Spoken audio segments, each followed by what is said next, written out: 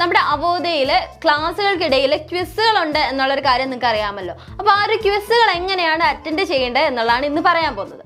As usual നമ്മുടെ പ്രൊഫൈലിലേക്ക് login ചെയ്ത് കയറുക, നിങ്ങളുടെ കറസ്പോണ്ടിങ് പ്രൊഫൈലിലേക്ക്. അതിനുശേഷം നിങ്ങളുടെ കറസ്പോണ്ടിങ് കോഴ്സ് എടുക്കുക. ഞാനിവിടെ ആൻഡ്രോയിഡ് ആണ് ചൂസ് ചെയ്തിരിക്കുന്നത്. കണ്ടിന്യൂ കോഴ്സ് കൊടുക്കുക. അവിടെ നിങ്ങൾക്ക് ക്വിസ് എന്നൊരു ഓപ്ഷൻ ഉണ്ടാവും. അതായത് കരിക്കുലത്തിൽ നിങ്ങൾക്ക് ക്വിസ് എന്ന് പറയുന്നൊരു ഓപ്ഷൻ ഉണ്ടാവാം. ആ ഒരു ഓപ്ഷനിൽ ഇവിടെ സ്റ്റാർട്ട് ക്വിസ് കൊടുക്കുമ്പോഴത്തേന് നിങ്ങൾക്ക് ക്വസ്റ്റ്യൻസ് തൊട്ട് താഴെ ഉണ്ടാവും. അതിന് കറസ്പോണ്ടിങ് ആൻസർ നിങ്ങൾ കൊടുക്കുക.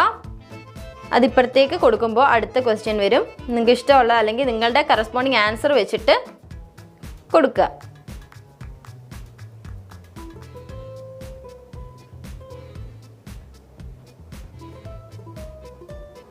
ഓക്കെ, ക്വിസ് കംപ്ലീറ്റ് ചെയ്തതിന് ശേഷം സബ്മിറ്റ് ക്വിസ് കൊടുക്കുക.